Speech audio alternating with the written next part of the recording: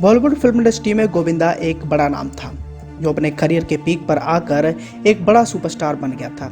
लेकिन करियर के दौरान उन्होंने कुछ गलतियां की, जिन गलतियों का खामियाजा आज वो अपना करियर गंवा कर भुगत रहे हैं। आज गोविंदा एक गुमनाम एक्टर बन चुके हैं। हालांकि साल 2 साल बाद उनकी एक ना एक फिल्म रिलीज हो ही जाती है, लेकिन वो भी फिल्म बॉक्स ऑफिस पर बुरी तरीके से फ्लॉप साबित होती है। अब उन्होंने करियर में कितनी गलतियां की हैं, ये तो सभी लोगों को ही पता है। 90s के दौर में जिस हिसाब से गोविंदा का स्टारडम चारों तरफ देखने को मिलता था, लेकिन सन 2000 के बाद गोविंदा के करियर को जैसे किसी की नजर ही लग गई। उन्होंने इस दौरान कई सारी गलतियां की, जिन गलतियों का खामियाजा भी उन्हें भुगतना पड़ा।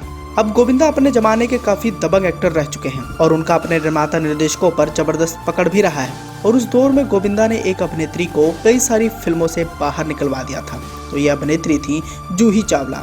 जाहिर सी बात है, गोविंदा जब अपने करियर के पीक पर थे तो निर्माता निर्देशक भी उनकी बातों को मानने से कतरा नहीं सकते थे, इसलिए कोई भी उनकी बात आसानी से टालता नहीं था। अभिनेत्रियों के मामले में भी गोविंदा कुछ खास चॉइस थी और वो उन्हीं अभिनेत्रियों के साथ काम करना पसंद करते थे। ये अलग बात है कि कई अभिनेत्रियों ने गोविंदा को इस्तेमाल किया और मौका मिलते ही उनसे किनारा भी कर लिया। जूही चावला भी उन्हीं में से एक थी। लेकिन खुद जूही को अपनी ये आदत तब महंगी पड़ गई जब नाराज गोविंदा ने जूही की मौका परस्ती के खिलाफ मोर्चा खोल दिया और उन्हें कई सारी फिल्मों से बाहर निकलवा दिया। 1994 में निर्देशक विमल कुमार ने ही जूही चावला को गोविंदा के साथ फिल्म दुलारा में कास्ट किया। गोविंदा ने जूही के नाम की ही सिफारिश की थी और जूही ने भी इस फिल्म के लिए हामी भी भर दी थी। इसी साल रिलीज हुई जूही की फिल्म बोल रहा था बोल हिट हुई, जिसकी वजह से इंडस्ट्री में उनकी डिमांड में जबरदस्त इजाफा हुआ। इसी बीच यश चोपड़ा ने उन्हें आमिर खान के साथ फिल्म डर ऑफर कर दी। यश चोपड़ा को टाइम देने के लिए जूही ने दुलारा में काम करने से इनकार कर दिया, क्योंकि वो केवल बड़े बैनर के साथ ही काम करना चाहती थी।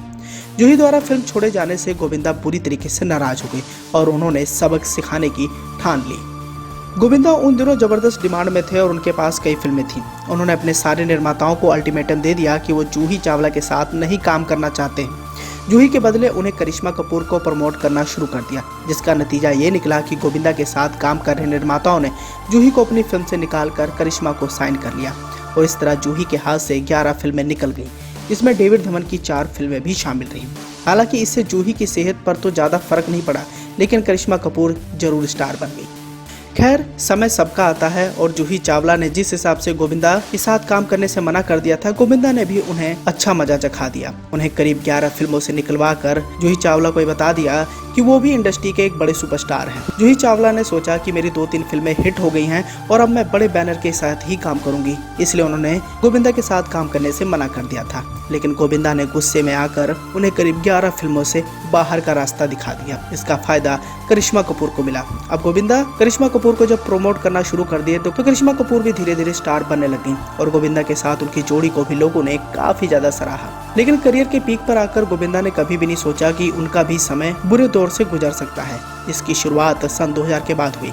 कहा जाता है कि राजनीति में कदम रखने के बाद गोविंदा के करियर को जैसे नजर लग गई और राजनीति छोड़ने के बाद जब उन्होंने बॉलीवुड की तरफ दोबारा अपना रुख किया तो उनका कमबैक सफल नहीं हो पाया। हालांकि इंडस्ट्री से कई सारे ऐसे सितारे रहे जिन्होंने गोविंदा के कमबैक में बहुत ज्यादा मदद की, लेकिन बावजूद इसके वो इंडस्ट्री में अपना दोबारा पैर जमाने में असफल रहे। नतीजन आज वो गुमनामी की जिंदगी जी रहे हैं। 2019 में गोविंदा की आखिरी फिल्म रंगीला राजा रिलीज हुई थी।